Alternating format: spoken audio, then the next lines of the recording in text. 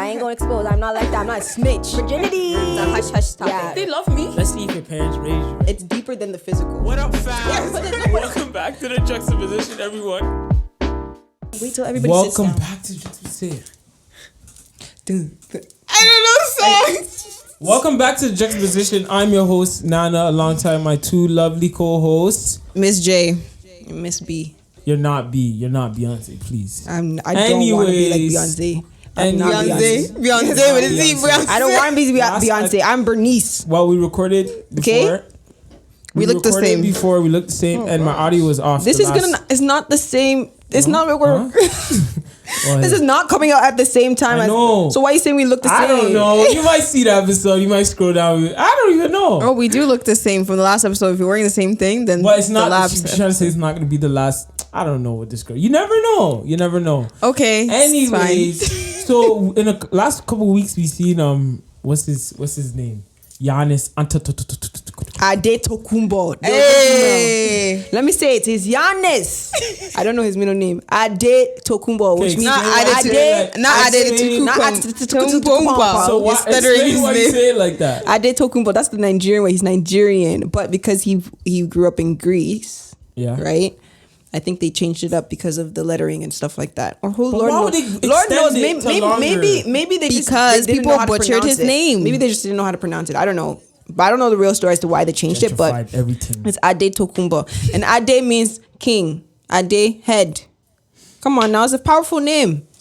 Yeah. So the reason I say that because we seen him win a championship, and it's our African brother, so I was more happy for him because he's humble beast, And you know what the crazy thing is? Maybe last year he had an opportunity to leave, and everybody was saying, you need to leave because you're not winning. You spent 7 years there. You're not winning. Nothing's happening. But he was committed to them. And we see that now he wins. That one ring means so much more than, let's say, if KD got his 2 rings because he went to Golden State and he joined the super team. All right. So today, we're going to talk about commitment because it's very, very important to be committed in what you do. You sign that contract, you abide by that contract. If you say I'm gonna be in this job, I'm gonna be in. If you say you're gonna be in marriage, come on somebody, you better be in that. Because I said a couple of times, I said if you cheat on your waist, you're a waste man. Okay, be a man. For the Toronto slang, for those people who are not for Toronto outside. Be a one woman man type of man. Yes. Okay? Very important. But yes, today we're going to talk about commitment. So yes, Janet, here you go. Hey. Why is it me? Well, it's a conversation about commitment. So let's talk about it. Let's talk about something that you weren't committed to. So one thing that you find that you're not committed to. So I have a fine line. Okay. I teeter-totter, if that's the word. Teeter-totter.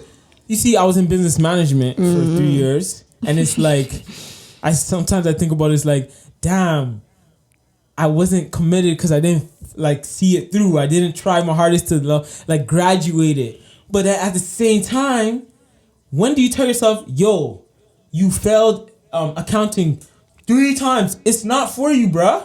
You're not passionate about not journalism. You're not passionate about business management. When do you tell yourself, okay, it's time to exit? I'm wasting my money. I'm wasting my time.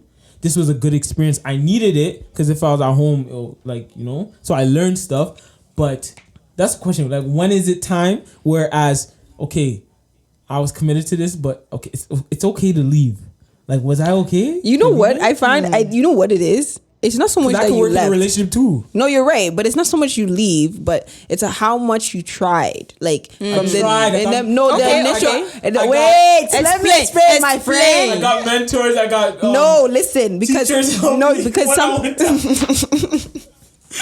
You know why? Because a lot of people are like, yeah, like it was not working for me. It's just not for me. But it's like, did you try initially, like from the get go, like the first week you knew, this one I don't think. Or you already gave up. Or at the get, you said, this one I'm not doing it. It's not gonna work. So you at the end of it, you said, let me try. Let me go find a mentor. Let me go find a tutor. Let me go do all this stuff. That's me. Wait, at the end of it? Yeah, so because you waited.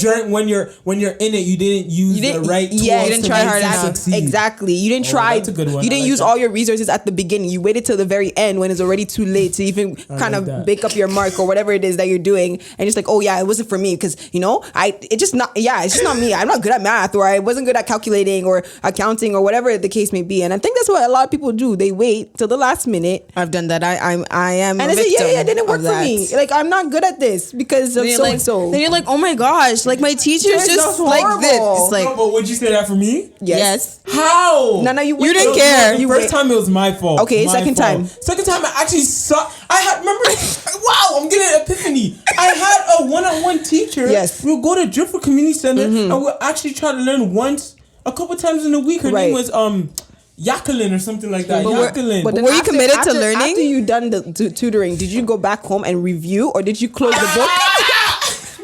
Did you close the book and say, I got it? No, That's not fair. That's with everything, though. That's with everything. That's why people are good at school, because they review and they go back. I might sound No. Let's just go back to when I was younger. Mm-hmm. I felt like my parents should have put me into tutoring.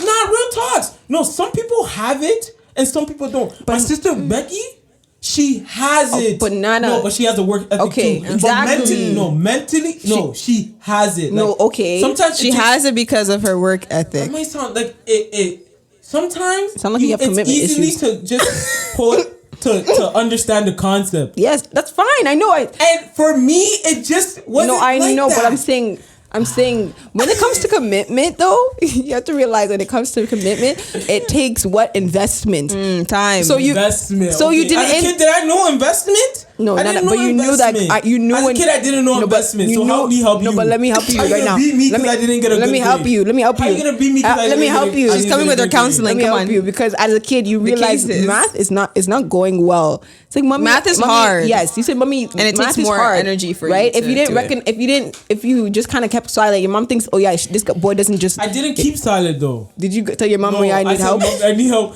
But if you know your kid is not yearning to learn math, you gotta put them in certain stuff. Like drop me at Kuman. Not every parent is gonna know. Kuman is still alive. Kuman. Or drop me.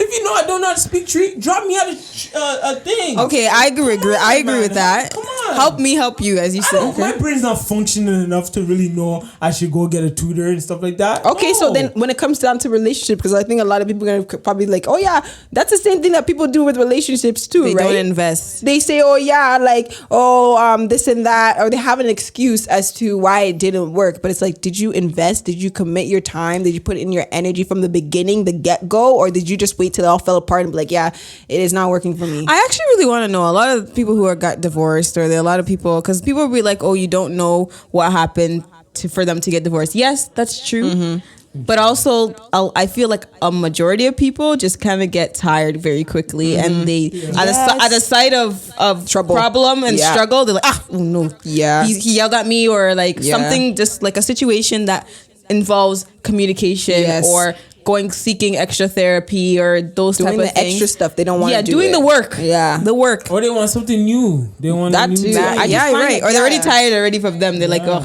yeah. I think that's the biggest thing too, where people just, when they face trouble, they see something's going off or is wrong, they kind of tap out. And that's the problem with, I think, for this generation. Personally, I believe that there's lack of commitment because people don't know how to go through the struggle. Like they don't want to go through it. They want to go around it. Like they got to find some other avenue to get through this problem without actually going through it. Facing your problems head on. God, you have to realize that God, He told us from the beginning, it's going to be a struggle. Mm-hmm. If Jesus had to go through this struggle, He couldn't go around this. Actually, he could have. He could have gone around. He could have just used his own power. He was a man of his word. But he kept it. He was human. And he showed us, like, yes, I'm gonna go through the pain and stuff like that, but at the end of the day, there's still glory. There's still something that I'm gonna be able to say, I got the reward. Like, I did it. Like, I got through it because of how I stayed committed to the process. Okay. So then you said facing your problems head on. And when I say being a man that's for one woman, a lot of men don't like deal with their lustful thoughts and stuff like that. I was reading a book and it was talking about that and how, and I tend to forget this, where like a pastor would go on the road and he does speaking engagements and he will be on the road for like a month in a certain city. He will call the hotel and say, hey, take out the TV.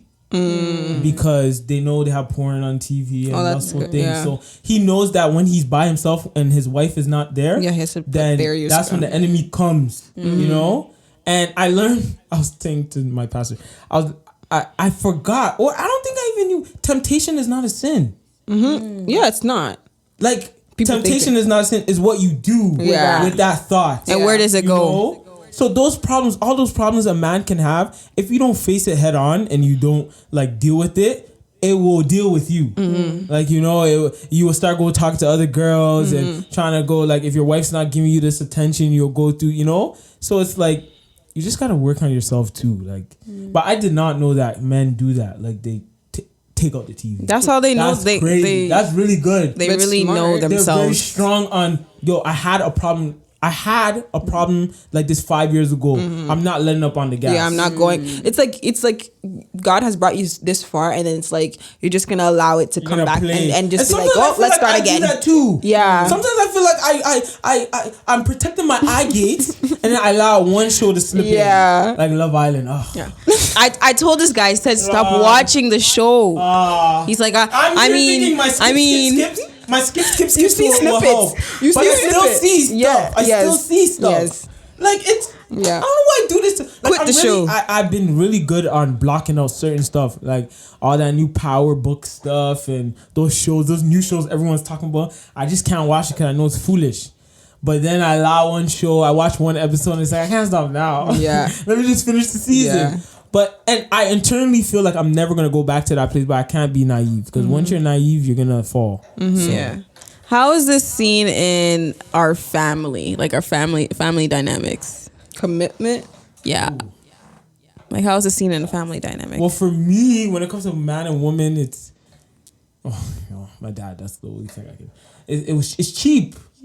It's like there's no... Like, I don't think he's seen a value in... Like, I should, like, treat my wife great. Like, it was just someone that cooks and cleans, you know, is a child bearer. Brought my children into the world. And you see what happens when you don't uphold to that commitment. Yeah, life goes downhill from there, unfortunately. But commitment, just in general, is cheap. It's cheap nowadays. Yeah, people don't value it.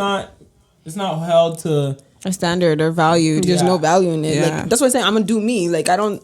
That's what. If you cared for somebody, if you cared for your family, if you cared for your relationship, you're not gonna be like, yeah, I'm gonna do this, and then 5 minutes later you change your mind, or you don't show up, or you don't give a call. You don't like those things matter, but people don't think about it like that because they're selfish. Like commitment is being unselfish. It's taking time to look and not do the go and with the blinders. Yeah, but also think about other people. Rights to see. That's what commitment is about, right? And so, like, I was thinking about even in terms of faith too. Like, a lot of times, including myself, I've been in starting off, I was not committed. It's like, yeah, I'm a Christian, but my Bible reading, Sundays. Well, like, you know what I mean? Like, or like if you had, this is where it got me though, where I was told to lead a Bible study, and I was not committed to reading anything. Like that's why I dropped commitment issues. I dropped and said I can't lead this group. I can't lead this group. I was not. I was like, it was like last minute. Like, oh, let me find something on the computer and find something. But it's like I wasn't committed, right? And you can see that too when you present stuff, when you do things. It's like you can't go in depth. Yeah, like you're unprepared. It's like surface level, and it's like you're basically. Especially if you're leading people into like the journey of following Christ, you have a big responsibility. And so you showing them like, yeah, being a last minute person or not being on time, it's like, oh yeah, that's fine. Like that's okay. Proper preparation prevents poor performance. Exactly. Oh, okay. It's true. Like everything that I was doing before is like, I could tell it wasn't good. And so me having the break with COVID, it just helped a lot to show like, yeah, being committed, it shows the more you read your word, the more you know of God, the more you can explain of who God is to people. Like if you don't know anything about the word, you don't know anything about God, you can't explain anything about. That's why when people give you questions, it's like, oh, I don't know. Sorry. And it's okay. Sometimes you're not going to have every answer, but you should have an understanding so that you give them an answer. That's how people start, criticizing Christianity, because if they find one person like this and be like, let me ask this person a question, and you know nothing, you just validate them like, yeah, Christianity is not real. Like God is not real. Jesus is not real, right? So it's so important to be committed in that aspect of your faith. Yes. Sorry. No. So yeah, I waver in my faith. Left and right. I waver in my faith. Oh, see, I was gonna get on that, but go ahead. Especially when school comes and all these assignments start to hit you, you're like, my gosh, and then you don't read your word. But I pose this question to myself: if you have a relationship with God, right, and in a relationship you communicate. And you talk, and you talk about stuff. Like you don't go 5 days without talking to your significant other. Right. What makes you think you're ready for a real relationship? Come on, I said, come on, don't listen to me. Hold on a second. That's what I thought. Hold on a second. That's why I said, if you're not devoted, you should not be dating. If you're not devoted, you should not be getting married. I'm sorry. It is harsh and it is hard, but it is true. And some people think, what are you getting at me for? A girl's tangible. She's right there. I can see it. And God, I can't really see it. But no, it's practice. It's proper. Okay, so what about those people who like they're in their faith kind of, and then they start doing Bible study with the person that they're in relation with? I say. What about that question? You can go. Okay, that's cool. But are you doing it by yourself? Are you what? Say that again. It's cool if you got it together. But are you doing it by yourself? Oh, are you also doing it by yourself? By yourself. Oh, yes, are you doing it one-on-one? Are you having your relationship one-on-one with him? Like, it's great to have... Sorry. Anyways, but it's true. Like, a lot of times people like to do things together, but they can never do it by themselves. Yeah. Like, Jesus had his time by himself with God. And you need that. Because it's very easy, especially if you're in a relationship, to do things because you want that person to like you. Like it's so easy, so easy. Yes. It's like, yes, you may be getting some things from them. For her. Yeah, but then it's like when you're on your own. And Jesus. But it's like when you're on your own, it's like, can I do this by myself? Can I actually break down the word? Do I go into a commentary? Do I listen to sermons? Do I go in depth? Do I have my prayer time? Because that's the most important part. Because a lot of people, a lot of people, including me, they will read the Bible but no prayer. I don't pray every day. It doesn't have to be a long-winded prayer, like 20-minute prayer. Just something acknowledge what you read. And just place it on you and outside, and outside of just reading the Bible, spend the time actually acknowledging God and his presence, like being in that presence, like for 5 minutes, nobody around, no distraction. Music can like, it's not a matter of like music or no music, but just having the time to just alone time. Yeah, just recognizing connect. That he's around. You know what I mean? And I can get caught in that too, where I can get influenced, be like, yeah, let's do Bible study because we're doing it together. But will I do it by myself? Yeah. What's my motivation? Is it God or is it the person? Come on now.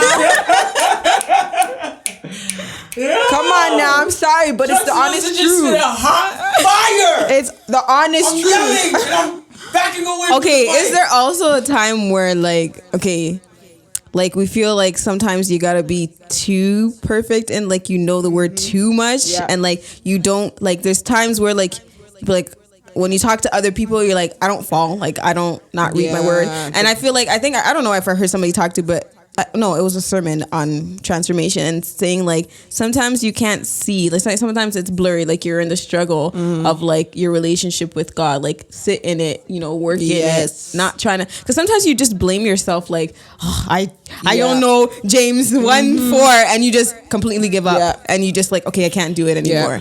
But being in a space where like I can say that I'm being in a space where I'm speaking with him. Right. Like as long as I'm still speaking with him, that means I can have an opportunity of an open door. The door is still open for me to go back and to make the relationship better. But sometimes like I guess other Christians, at least I say, or people who know the word so well, can shake a hand at the person who has fell, or like they don't really read their word like every day like that, and it makes you feel like okay, I'm not adequate. Like I'm not adequate to be a Christian. I'm not adequate for God to love me.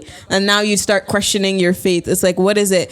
Love God, love people. It's like the sermon. Oh, no, that's 2 weeks ago. But the sermon, like he's like, love God, love people. That's what he wants us to do. And like, you know, and read his word. When you read his word, you love him and you can spread that elsewhere. But sometimes you feel like, you know, you need to read a whole chapter and it just gets a little bit like scary and so much pressure. Yeah. Like Christianity feels like pressure sometimes. And I don't feel like it should be like that. That's not even, and that's the funny thing. Like it's not even God who puts the pressure on us. It's ourselves. Like and others. The community, the church community, the church culture. It just puts it. Are you tapping? No. Yeah. Sorry, but it's the church community that puts that pressure on you to be like, oh, you need to know this verse. You need to read your Bible. You need to do all these things in order for God to love you or in order for God to be pleased with you. But most of the times it's like, like I could read a whole chapter. Like we read Romans.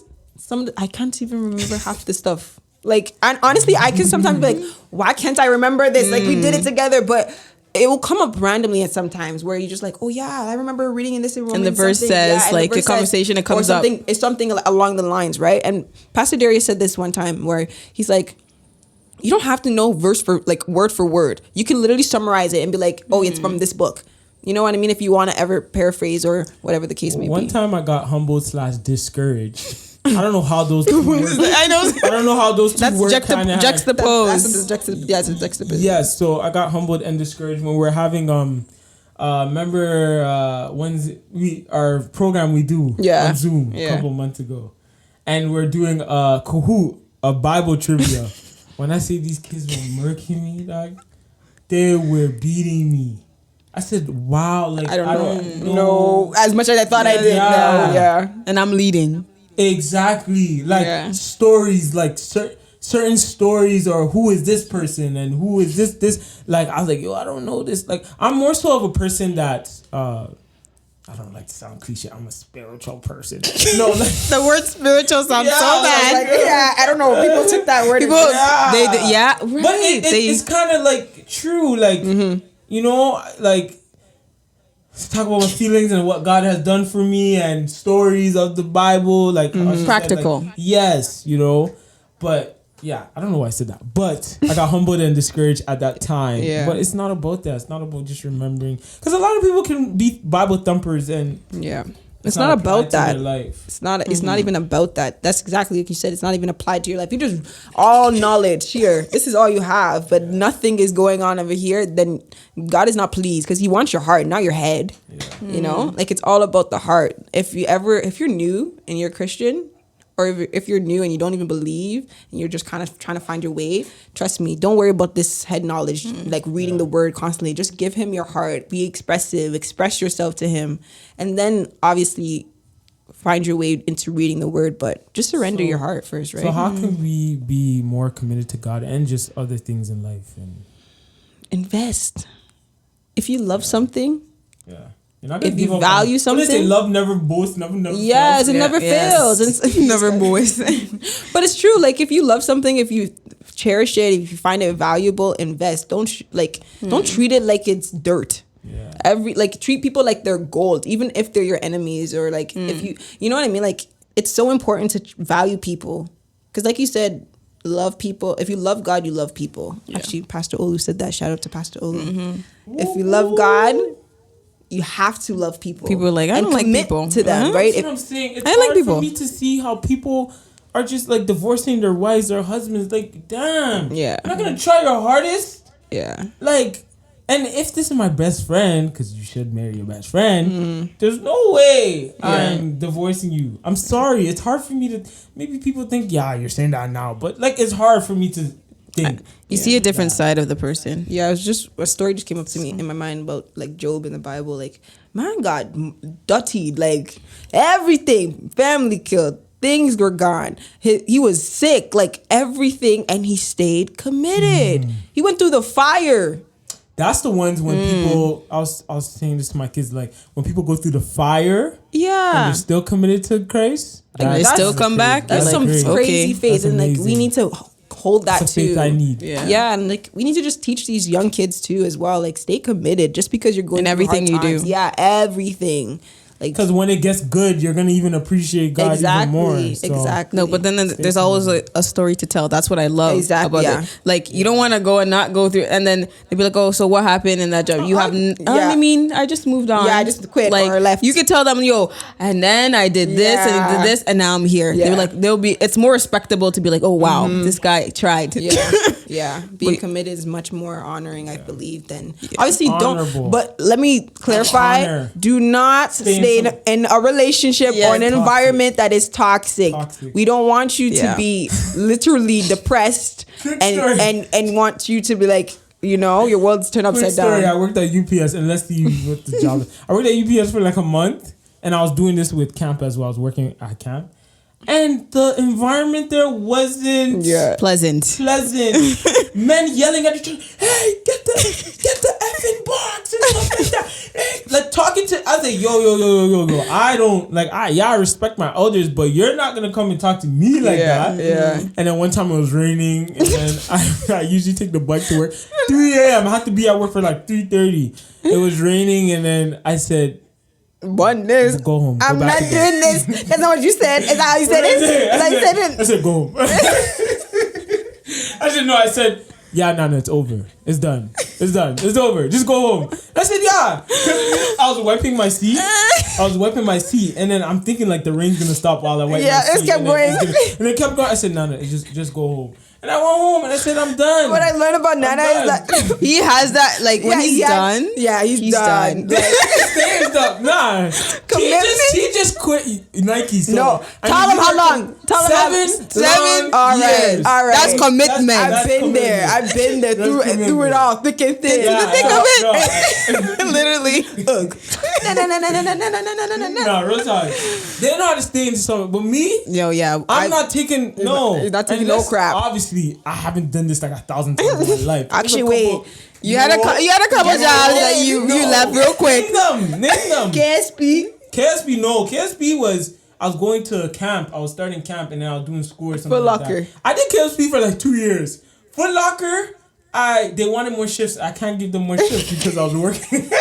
I was working at somewhere else. Home Fitness. I was working at Home Fitness. And then if you ask Home Fitness school. And I couldn't, it's a 6 a.m. shift. I have class, so it just happened. But me, I'm not, this mental of mine, I'm not giving you that side or I'm going to yell at you and fight you in the workplace. But sometimes, see, that's the problem. Sometimes you have to deal in some environments. Once again, wait. Once again, don't let the people think. Once again, I just don't quit anything. No, I know. That's a couple times in my life. Though I was just going to say, like, sometimes the environment may not be always the greatest or something that you love the most. Exactly. But you're placed there purposely sometimes. You have to recognize that because it has to do with discernment. And when Home Fitness, when I used to come, listen, Home Fitness, the gym, Toronto. Hey, make sure you're speaking into the mic. Home Fitness, the gym in Toronto. I used to come back and tell these guys, yo, my manager treats us like crazy. Jana would say, sometimes... And she was like Bernice said, sometimes you need to stay in something to build your character. I said, John, I don't want to hear that. I don't want to hear that, you know? But it's true. And it is. We learned she was going through some certain stuff. That's what I said, She just projected it on us, you know? So. It's so important to just have that discernment, right? So, once again, don't stay in a toxic environment if it's really affecting your mental health and your physical health and your spiritual health. But stay in an environment if you find that you are placed there purposely. Discernment. Pray for that. That's all I got to say. Okay, well, I just looked up this. Go ahead, Janet. My quote is, without commitment, you cannot have depth in anything, whether it's a relationship, a business, or a hobby. Say it again. Without commitment, you cannot have depth in anything, whether it's a relationship, a business, or a hobby. By Neil Strauss. So you know what we're going to say. Subscribe. And I'm not just saying it to say it. Like, if you like the audio experience, then, please. Continue to do what you do on the audio experience. Enjoy. If you want YouTube, watch on YouTube. Subscribe. This is the first time I'm doing the outro. Subscribe, like, comment, send to a friend, do all that. And we are out. You forgot to... Okay. And that's all, folks. Instagram. Oh, Instagram to follow. Twitter. All of that. Twitter, TikTok. Now, right? You can go ahead. And that's all, folks, with the Juxtaposition crew, and we're out. Peace. Bye.